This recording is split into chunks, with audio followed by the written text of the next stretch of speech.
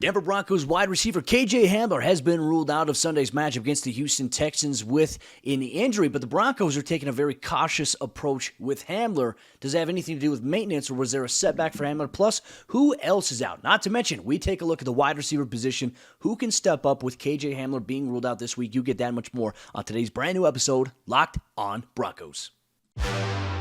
You are Locked on Broncos, your daily Denver Broncos podcast. Part of the Locked On Podcast Network. Your team every day.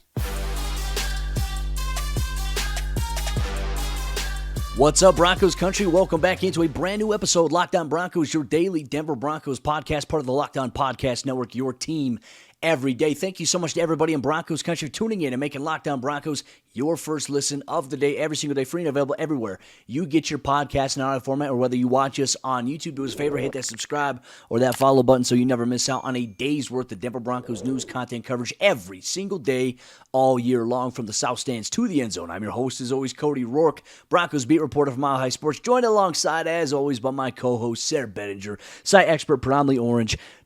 Sayre, my friend, the Broncos are just about 24 hours away from kickoff against the Houston Texans, and we have some clarity on the injury side of things heading into Sunday's matchup, where the Broncos are hoping to get their first win of the season. It's their home opener in front of 76,000 roaring fans at Empower Field at Mile High, but they will be doing so without two key starters on the offensive side of the ball. That's right. The Broncos are going to be without starting right guard Quinn Meinerz, which going into this week of practice, Cody, we kind of expected that after the hamstring injury that he suffered there in week 1 against the Seattle Seahawks. Kind of expected Quinn Meinerz to miss the game. So looks like it's going to be Graham Glasgow out there alongside Cam Fleming at the right tackle spot, which, hey, that's how the Broncos finished the game, and having a week to go through everything with the ones, I think that's going to be hugely beneficial to Graham Glasgow as well. So we'll see how they do. The running game was looking really good with Quinn Meinerz out there early on against Seattle. Let's see if Graham Glasgow can pick up and kind of where he left off with the starting unit. But also, Cody, a little bit unexpected. While Quinn Meinerz was kind of expected, KJ Hamler's absence this week was a bit unexpected for everybody. There wasn't like a moment in, the game against Seattle that I can recall, at least, where I was like, oh man, KJ looks like he came up limping there or something. So the Broncos held him out of practice all week. Now he's not going to play against the Houston Texans here. So very interesting development over the last week regarding wide receiver KJ Hamler. Well, we talked with Broncos head coach Nathaniel Hackett yesterday. He addressed us after practice, gave us the whole injury rundown and the report there. And with KJ Hamler, it's not like he suffered a setback or had another injury. It's for him. He played, I think it was 34 to potentially 36 snaps against the Seattle Seahawks. And for him, I think it's just general knee soreness. And Coach Hackett mentioned after practice that they just want to be very cautious with how they bring him back, because I think people need to remember here, KJ Hamler suffered a complete ACL tear, had to get it completely reconstructed, also having the hip surgery as well. For him, Sayre, he hasn't even approached the year mark since that happened. He's still under that year mark from when the injury actually happened. So I think the progress he has made so far is tremendous. We saw him play in the preseason game against Minnesota Vikings, and he only played not as many snaps as he did against the Seattle Seahawks, but I think that just maintenance was the term there, and they just want to be smart because, and I'm okay with it. I agree. For a guy like KJ Hamler, and Sayre, somebody who's torn their ACL, I've known that when I've gone out and I've ran around and have done running routes, have covered guys, doing one-on-ones after I had my ACL and after I was recovered about a year out and I tried to make my return, after I'd run, my knee would just get really, really sore. And I think it's just something that's going to take some time. And it appears that the Broncos are going to be very, very patient and cautious with this approach, which, Sayre, I think that's what they should do, because the last thing you want to do, you don't want KJ to have to go out there when his knee is still kind of sore and he's going through things, having to battle through that a little bit more, and then he re-injures it doing something, right? Because I think if you have a lot of stress in one area and you keep adding stress to it, you have at some point, it's like a rubber band theory. You stretch it long enough and you pull it, eventually it's going to snap. And I don't think that the Broncos want to put KJ in that situation. So he's going to be out this week. And, kind of going to your point on the offensive line with Quinn Meinerz, as you mentioned, we expected him not to play this week. We were told the initial timeline could be up to 4 weeks, but the fact that he did not get placed on injured reserve, I think, is a good sign for Meinerz. But there's some other call-ups now. So now Netani Muti will be elevated from the practice squad to the active game day roster on Sunday against the Houston Texans. And just more O-line depth, more guys to have there. Graham Glasgow, not even himself. He's not even at the year point when he suffered that broken leg against the Dallas Cowboys. So you want to have depth options there, and you want to have guys that you feel like can be confident and step up. I don't know necessarily how they personally feel about Luke Wattenberg, and maybe like if something were to happen to Graham Glasgow or Dalton Risner, they just throw him in at that situation as a rookie. I don't know how they feel about him, but I think that they really want to go with the safety options. They have Graham Glasgow and Netani Muti, guys who have prior starting experience. And I feel like, Sayre, everyone's forgotten that Graham Glasgow, this is nothing new to him. He's been in this position as a starter at right guard for years. So now he just has a little bit more reps under his belt this week in practice. Yeah, exactly. Not only does he have experience, but he's a big money free agent, right? I mean, he's a guy that the Broncos brought in with high expectations of really filling that spot for the long term. So certainly he's somebody that you expect to be able to go in and have a successful game against the Houston Texans, and not even just a successful game. I mean, you expect everything to kind of just fire on all cylinders, right? I mean, that's who they're paying Graham Glasgow to be. That's who we all expect him to be. So hopefully he can go out there, Cody, and have a great game, because that would help just with Quinn Meinerz coming back from hamstring, give the Broncos some confidence to be able to say we can keep him out as long as we need to. And we know, hey, Graham can come in and step in and do a great job still, no matter what we're asking him to do or how short of notice we give him. So, and I think you're right about KJ Hamler as well. You know, you just got to be careful with these kind of things. You can't really, if a guy's complaining at all, if he said he's got soreness or anything like that, it's kind of just like, all right, let's pull back the reins a little bit. We got 16 games left this season, and the Broncos do have a lot of guys. I know, Cody, I've been talking about this for months at this point. They have a lot of guys that they really like at the receiver position. It doesn't really matter what I think in terms of, hey, adding guys from the outside, going after some free agents, maybe picking up some players like, you know, like a Will Fuller who's still sitting out there in free agency. The Broncos seem to kind of prefer, well, let's get our younger guys opportunities and see what they can do. I know we're going to talk about that more here coming up, but they obviously feel very confident in that strategy, being able to just say for KJ Hamler, we're going to take things a little bit slowly. We're going to take a step back here. We're not going to let that rubber band snap, so to speak, you know, with the reference that you made, but we're going to play things safe, and we're going to make sure that he's good to go as the season progresses. Well, the Broncos using the 30,000-foot approach when it comes to KJ Hamler. I agree with it. I think it's a smart move there, and I want to see KJ Hamler, especially in December, right? So I think that you just gradually build him back up.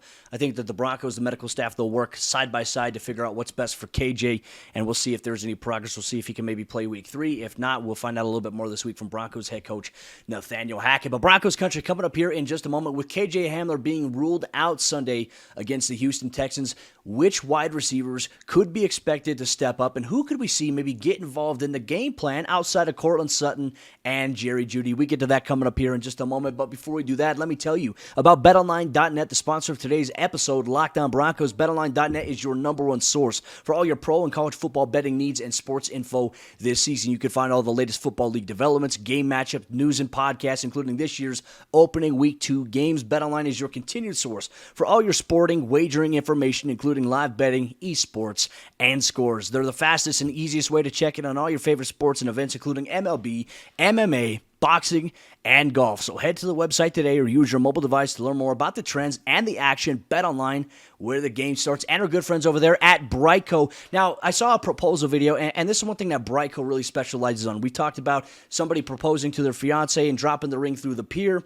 There was one where they literally were trying to throw a ring from a boat so somebody could catch it. It went in the water. They lost the engagement ring. You don't want to put yourself in that situation. You certainly don't want to be that guy. So here's the lesson. You don't want that plastered all over the internet, and the guys at Brightco Jewelry Insurance will make sure you get a replacement for the full value of that ring, no matter if it's lost, stolen, or you just can't figure out what happened to it. Go to bright.co/lockedon. It's the fastest and easiest and cheapest way to cover your butt with the best jewelry insurance in the business. All right, Sayre, let's continue on today's episode. Locked On Broncos, free and available everywhere you get your podcast in audio format, or whether you're watching on YouTube. Broncos Country, thank you so much for making Locked On Broncos your first listen of the day every single day. Sayre, Bedinger, and myself, we appreciate you so much for tuning in every day and making us your first go-to when you need all the Denver Broncos news, content, coverage you need in one place, 30 minutes or less, short and sweet. And we'll also have you covered for the Locked On Broncos post-game report following the Broncos game against the Houston Texans on Sunday. We have that covered for you here on the Locked On Broncos podcast. Sayre, let's talk about the wide receivers now here. With KJ Hamler being ruled out of Sunday's action against the Texans, the Broncos will more than likely have to embrace a group or committee approach when it comes to maybe spreading out the production. Now, we know the Houston Texans defense, they love to be stymied, they love to be aggressive against the run. I think one of the things that we need to see here is if the Broncos have to get into passing situations, who are some players outside of Courtland, Sutton, and Jeudy that maybe could fill into KJ Hamler's role there? So I'll let you start off with the name, and then I'll give you one. Yeah, well, I think one of the players who got the most action with the offense this past week against Seattle, Cody, was Tyre Cleveland, who obviously the Broncos initially kept after, and he didn't really do anything in training camp because of the throat injury, which was kind of a crazy injury, nothing that I had ever really heard of as far as NFL or otherwise. So really scary kind of injury for him, but obviously special teams coordinator Dwayne Stukes really loves Tyre Cleveland, but also it looks like the offensive coaching staff loves him as well because he was out there throwing some blocks, making some plays, not necessarily as a receiver in this game, but he was helping pave the way for the backs. So I think number one, really, it looks like it's going to be Tyre Cleveland as the guy that's going to be out there, Cody, at least from what we saw in week one for the guys that were active. But I know that there's other options out there as well that can maybe fit more so the mold of what KJ Hamler is as a player, just if you talk in terms of height, weight, speed, those kinds of things. But Tyre Cleveland is one guy to watch for this coming weekend. Well, there's also another guy as well, has some familiarity with this Broncos offense, was on the practice squad and was elevated, according to our good friend Mike Kliss, 9 News insider, Kendall Hinton. That we were surprised initially when he didn't make the 53-man roster for this Broncos team. He will be a game day active, so I imagine we'll see some of Hinton getting involved. He's been at practice every day. He's been growing a little bit, been seeing him take some strides, especially working with the offense. And then outside of that, I mean, you have other guys. You mentioned Montrell, watching the rookie guy that, he even admitted on Monday night, that first return, it was he got a little too antsy on that one. So while obviously there's room to grow for the special teams unit in terms of Montrell being able to get some returns and get upfield, and obviously overcoming the emotion of, for the first time ever in a loud stadium, in a game that matters, really being able to do that at the National Football League level. So I expect to see a little bit more of Montrell, maybe in that KJ role as we saw a little bit in training camp with them. But there's also some other guys on this roster as well, Sayre. And look, I would not be surprised. You mentioned Tyre. We have other guys stepping up. I think that Kendall could be in a prime position, but I also wonder about undrafted rookie free agent Jalen Virgil. He made the 53-man roster, was a game day inactive on Monday against the Seattle Seahawks. Do the Broncos put him out there in a game like this at the receiver position? I'm not sure what the plan is. We're going to find out moments before kickoff who's on the inactive list, but I would personally like to see a little bit of Jalen Virgil here. Yeah, I wouldn't mind that at all, just because with KJ Hamler, what are you taking away from your offense? You're taking away big time speed, and who's the guy that can best replicate that on the active roster right now? It's probably Jalen Virgil, who is a big time height, weight, speed guy. I guess he's not super tall. He's kind of almost built more like a running back, but at the same time, if you're asking him to run and just go deep and really blow the top off a defense, he can certainly do that. It doesn't matter if he's undrafted or whatnot. I mean, his 4.3, whatever speed, that works. That can play against any kind of, level of defender, whether it's the preseason, whether it's the regular season. And obviously we talked about this earlier in the week. The Houston Texans have some young defensive backs out there. So a guy like Jalen Virgil could go out and he could have a big game if the Broncos would make him active. That's going to be interesting to see, though, because we know Tyre Cleveland, he's also a 4-4 guy. We know Montrell Washington, also a 4-4 guy. Kendall Hinton, who incidentally may be the most trustworthy of these players at this point, he's probably the slowest guy. So when you're talking about who's going to replace the Hamler role in the offense, which he does help out a lot, Cody, I think a lot of people look at the box score and say, well, he just had the one target. But remember, on that target, he was held downfield. It was a little pass interference there because he got behind the defense. Would have been a touchdown, exactly. So I think that's a huge factor. Plus, having that speed really helps open up your running game as well. And we talked about that in the past when KJ Hamler has suffered an injury, and having that speed out of the slot can really, really keep defenses honest. I think the Broncos are going to have to kind of mix it up a little bit, maybe see kind of a little experimentation this week and kind of see what works, see what guys you can put out there.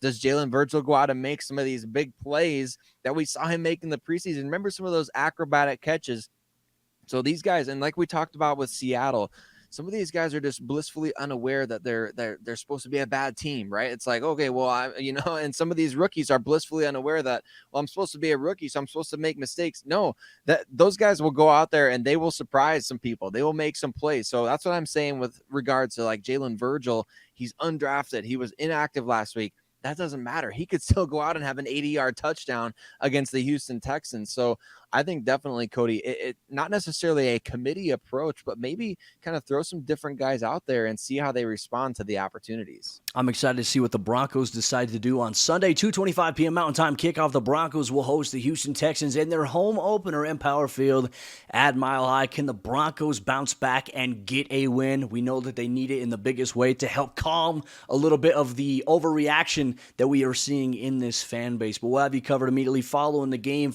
Lockdown Broncos post-game report. I'll have to be at the stadium. I'll have to go through and do, obviously, the post-game press conferences, locker room interviews. I'll jet back home. We'll do a podcast following the game, and we'll have you covered here, Lockdown Broncos, every single day for all the Broncos news, content coverage, and more. Thank you so much, Broncos Country, tuning in and making us your first listen of the day. We'll see you after the game for the Broncos. Let's ride.